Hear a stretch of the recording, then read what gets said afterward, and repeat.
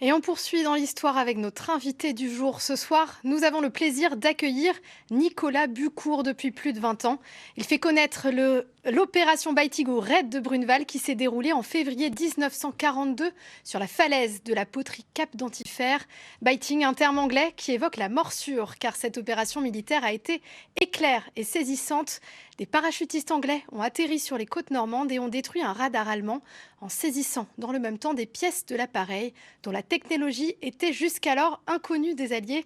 Nicolas Bucourt, bonsoir. Avant que vous ne reveniez sur cet Bonsoir. événement, j'avais une question pour vous. Est-ce que vous pouvez me dire ce que vous évoque cette image qui va s'afficher dans un instant?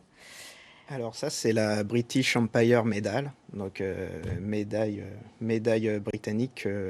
J'ai eu la surprise d'être récipiendaire durant l'année 2023. Et est-ce que c'est une médaille qui célèbre à travers vous un peu le travail que font les historiens locaux à leur niveau? Ouais, moi, j'étais très surpris parce que je me dis qu'il y a quand même beaucoup de passionnés comme moi qui la méritent tout autant. Et que moi, ça me tombe un peu dessus. J'étais vraiment très surpris, mais je me suis senti vraiment privilégié de l'avoir et je suis vraiment très honoré aussi. On imagine bien. Aujourd'hui, les commémorations qui sont portées donc par les communes de Saint-Jouin-Bruneval et La Poterie, elles ont lieu tous les ans, mais les vétérans, de cette opération ont malheureusement disparu. Les paras, ils continuent malgré tout de venir. Est-ce que vous pensez que cette opération, c'est véritablement une légende, au sein de l'armée britannique?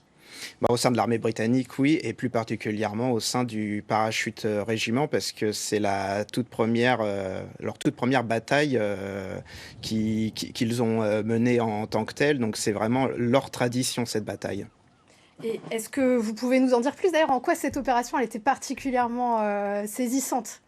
Ouais, elle était saisissante parce que à cette époque-là, les troupes aéroportées étaient très peu utilisées et c'était la première fois que les Britanniques l'utilisaient de cette manière.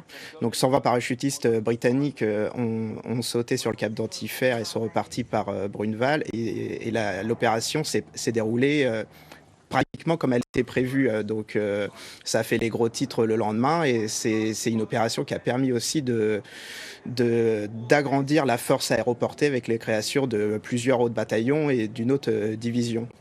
Et là, du coup, aujourd'hui, on le disait, les vétérans ont malheureusement disparu. Comment est-ce que vous avancez? Vous échangez avec les familles? Qu'est-ce que vous leur apportez? Qu'est-ce qu'elles vous apportent?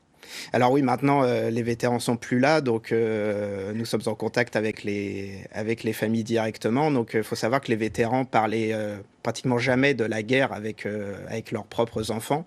Donc moi, je fais mes recherches, j'arrive à retrouver des familles. Parfois, c'est même les familles qui rentrent en contact avec moi. Qui eux, ne connaissent pas cet aspect-là de la vie de leurs aïeuls. Donc, moi, ils me racontent un peu leur vie personnelle avant et après la guerre, et moi, je leur raconte leur parcours durant la Seconde Guerre mondiale. Donc, les échanges sont devenus ainsi maintenant. Vous l'évoquiez à l'instant, là, les vies personnelles, vous mêlez souvent les petites histoires avec la grande. Comment est-ce que vous parvenez à mettre en valeur, au printemps dernier, vous avez mis en valeur des membres du génie qui ont démonté le radar. Comment est-ce qu'on travaille comme ça pour mettre en mémoire des figures un peu inconnues?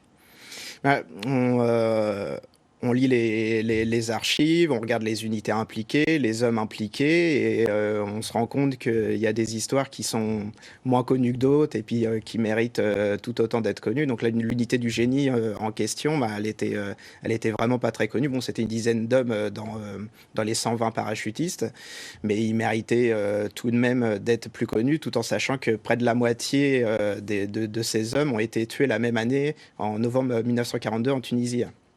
Et on est novembre 42, ça remonte à 82 ans. Comment on fait pour trouver encore des choses à raconter sur cette opération? Bah, il faut toujours creuser dans les archives. On retrouve aussi à chaque fois des nouvelles familles. Donc en fait, ça s'arrête jamais. Puis bah, quand j'ouvre une porte, j'en trouve toujours une autre à ouvrir derrière. Et donc on continue. C'est un travail de collectionneur quasiment. Vous avez d'ailleurs un grand nombre d'images, de témoignages, d'uniformes à votre propriété. Vous avez fait une exposition en 2022 au phare d'Antifer. C'est quoi la prochaine étape? C'est un musée? C'est quoi? Ah bah, le musée, oui, ça, ce serait le rêve, forcément. C'est le rêve aussi de tout collectionneur, mais avoir un lieu dédié comme ça qui présente les objets du raid et puis les histoires personnelles de ces vétérans-là, oui, ça, ce serait la consécration. Eh bien, très bien, on le rappelle, vous avez aussi donc produit un ouvrage il y a 10 ans de cela, c'est ça un petit peu plus sur Avec le Alain raid Millet, qui avec était Alain l'auteur Millet sur le raid de principal. Bruneval. Et les prochaines commémorations donc auront lieu à quel moment? Alors, c'est le week-end du 25-26 février, là, cette année, organisé par la commune de Saint-Jean-Bruneval. D'accord, merci beaucoup Nicolas Bucourt pour Merci à votre vous. présence et puis pour toutes ces explications. Très bonne journée, très bonne soirée. Janvier est arrivé. Peut-être regardez-vous chaque jour votre sapin de Noël